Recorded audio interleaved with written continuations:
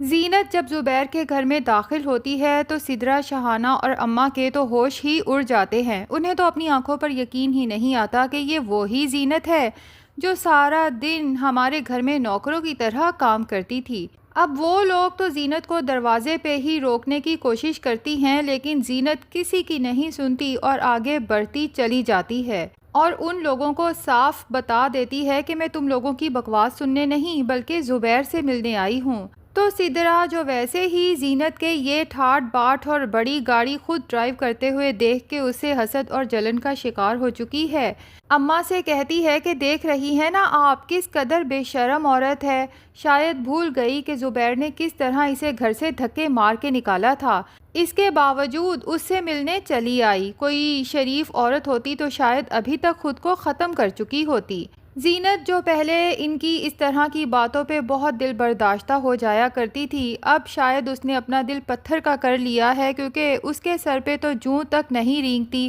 بلکہ ہنستے ہوئے سدرہ سے کہتی ہے کہ اگر تمہاری بکواس ختم ہو گئی ہو تو اب میرے راستے سے ہٹو۔ لیکن جیسے ہی زینت زبیر کے کمرے کے دروازے پہ پہنچتی ہے تو اس سے سامنے کا منظر دیکھا نہیں جاتا، کیونکہ زبیر بیماری کی حالت میں سامنے بیڈ پہ پڑا ہے اور کمرے کی حالت اس قدر ابتر ہو چکی ہے۔ تو زینت کو یاد آتا ہے کہ زبیر کو تو اپنا کمرہ ہمیشہ صاف ستھرا پسند تھا اور ایک سائڈ پہ آدھا بچا کھانا پڑا ہے، تو زینت کو یاد آتا ہے کہ زبیر تو ہمیشہ تازہ کھانا کھایا کرتا تھا۔ صاف دکھائی دے رہا تھا کہ زبیر کا کوئی خیال نہیں کرتا بلکہ اسے ایک بیکار چیز کی طرح کونے میں پھینک رکھا ہے۔ تو زینت کو بہت افسوس ہوتا ہے کہ یہ وہی زبیر ہے جو اپنی ماں اور بہنوں کے لیے جان تک دینے کو تیار تھا، جو زینت کی دن رات اسی لیے تذلیل کرتا تھا کہ اگر میری ماں اور بہن تم سے خوش نہیں ہیں تو پھر میری زندگی میں تمہاری کوئی جگہ نہیں۔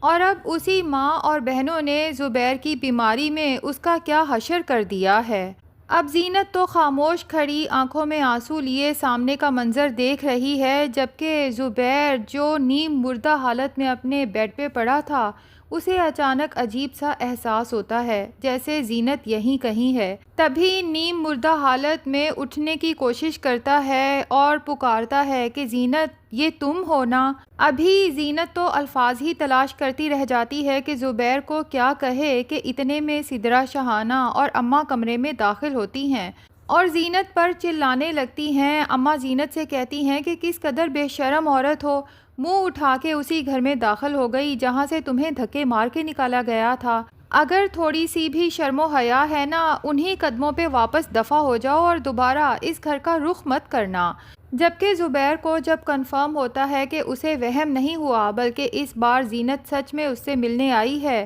تو اپنی ماں بہنوں کو غصے سے چپ کرواتا ہے کہ اگر ایک بھی لفظ اور بولا تو مجھ سے برا کوئی نہیں ہوگا، اور پھر فوراً آگے بڑھتا ہے، زینت کا ہاتھ تھام کے اس سے اپنے کیے کی معافی مانگنے کی کوشش کرتا ہے کہ زینت، خدا کے لیے مجھے معاف کر دو، میں نے تمہارے ساتھ جو کچھ کیا دیکھو نا، اللہ نے مجھے اس کی کتنی بری سزا دی ہے۔ اور زینت بھی اماں سدرہ اور شہانہ سے کہہ دیتی ہے کہ آپ لوگ مجھے اس گھر سے نکال نہیں سکتی، میں اپنی مرضی سے آئی تھی اور اپنی مرضی سے ہی جاؤں گی۔ اس سے پہلے کہ سدرہ، اماں اور شہانہ مزید زینت سے کچھ کہیں، زبیر فوراً ہی ان سب سے کہہ دیتا ہے کہ آپ لوگ اس گھر سے زینت کو نہیں نکال سکتی، کیونکہ جس گھر سے میں نے زینت اور بچیوں کو نکالا تھا، میں نے وہ گھر اور اپنی دکان بھی اپنی بیوی اور بچیوں کے نام کر دی ہے۔ اب زینت کی مرضی ہے کہ وہ ہمیں اس گھر میں رہنے کی اجازت دے یا پھر ہمیں گھر سے نکال باہر کرے۔ زبیر کی ماں بہنیں تو جب یہ بات سنتی ہیں تو انہیں تو اپنے کانوں پر یقین ہی نہیں آتا، جبکہ سدرہ کہتی ہے کہ بھائی، آپ میرے ساتھ اتنی بڑی ناانصافی کیسے کر سکتے ہیں؟ تو زبیر کہتا ہے کہ میں نے تمہارے ساتھ کوئی ناانصافی نہیں کی، ہاں البتہ اپنی بیوی اور بیٹیوں کے ساتھ انصاف کرنے کی کوشش کی ہے، اور ویسے بھی میری چیزیں تھیں، ان پہ صرف اور صرف میری بیوی اور بیٹیوں کا ہی حق تھا۔ اور پھر غصے سے ان سب کو کمرے سے دفع ہو جانے کا کہتا ہے۔ اب جب وہ لوگ کمرے سے نکلتی ہیں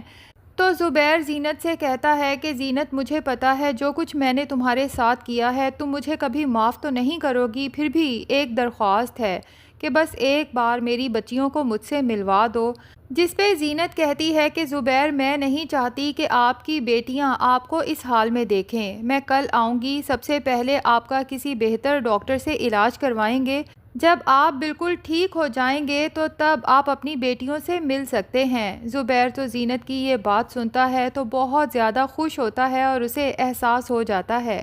کہ زینت نے کشادہ دل سے اسے معاف کر دیا ہے، جبکہ دوسری طرف سدرا تو اسلم کو فوراً گھر آنے کا کہتی ہے اور جیسے ہی اسلم گھر آتا ہے تو اسے بتا دیتی ہے کہ تمہیں پتہ ہے وہ بے شرم عورت زینت زبیر بھائی سے ملنے آئی تھی، ذرا اس میں شرم و حیا ہوتی تو جس طرح سے اسے اس گھر سے نکالا گیا تھا کبھی اس گھر کا رخ نہ کرتی۔ اب اسلم تو یہی سن کے خاصا پریشان ہو جاتا ہے کہ زینت واپس آ گئی ہے، یعنی اب اسلم کی خیر نہیں ہے۔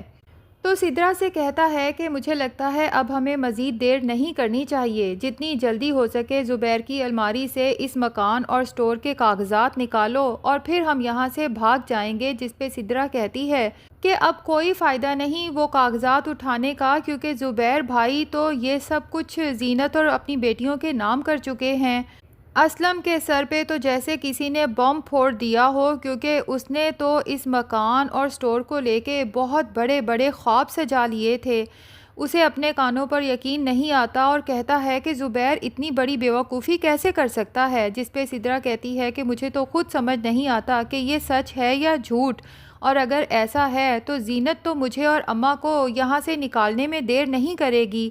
تبھی اسلم سے کہتی ہے کہ مجھے لگتا ہے اب ہمیں فوراً سے پہلے نکاح کر لینا چاہیے، کیونکہ اس سے پہلے کہ زینت مجھے اس گھر سے نکالے میں خود ہی اس گھر کو چھوڑ کے آپ کے ساتھ ہمیشہ کے لیے جانا چاہتی ہوں۔ اسلم تو فی الحال سدرا کو ٹال کے وہاں سے نکل جاتا ہے، جبکہ فیصلہ کر لیتا ہے کہ اب نہ تو اس گھر کا رخ کرنا ہے اور نہ ہی سٹور کا،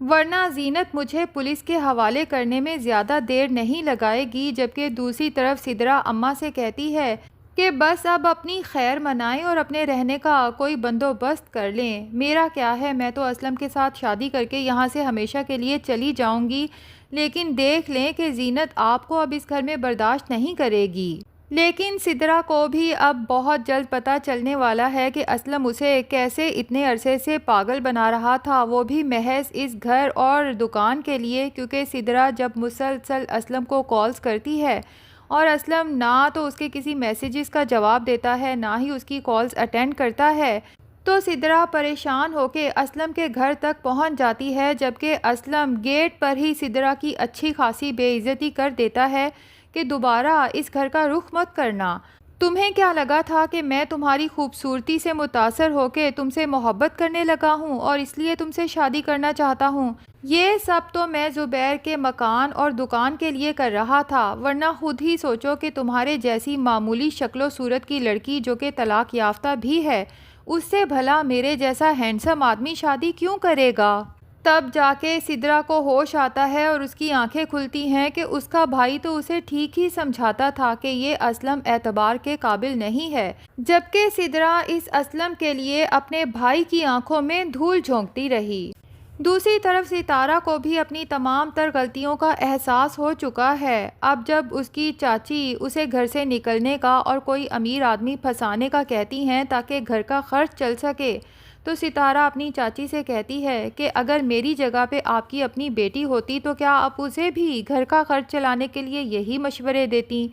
چاچی کو ستارہ کی بات بری تو ضرور لگتی ہے، لیکن ستارہ چاچی سے کہتی ہے کہ پلیز چاچی برا مت منائیے گا، لیکن میں سمجھ چکی ہوں کہ طرح طرح کے مردوں سے دوستی کرنا اور گھر کی چار دیواری سے باہر نکلنا، بے پردہ ہونا عورت کے لیے کتنا نقصان دہ ہو سکتا ہے، چاہے وہ خود کو کتنا ہی ہوشیار کیوں نہ سمجھتی ہو۔ جہاں تک گھر کا خرچ چلانے کی بات ہے تو میں آپ سے وعدہ کرتی ہوں کہ میں کوئی عزت دار جاب تلاش کرنے کی بھرپور کوشش کروں گی اور جہاں تک ہو سکا آپ کو اور چاچا کو فائنینشلی سپورٹ کرتی رہوں گی۔ تو ناظرین، بہکاوا ڈرامے سے کافی لوگوں کو کافی سبق ملے ہوں گے، تو آپ کا کیا خیال ہے کہ اس طرح کے سبق آموز ڈرامے فردر بھی بنتے رہنا چاہیے؟ کمنٹ سیکشن میں ضرور بتائیے۔ ویڈیو پسند آئی ہے تو لائک اور چینل کو سبسکرائب بھی ضرور کر دیں۔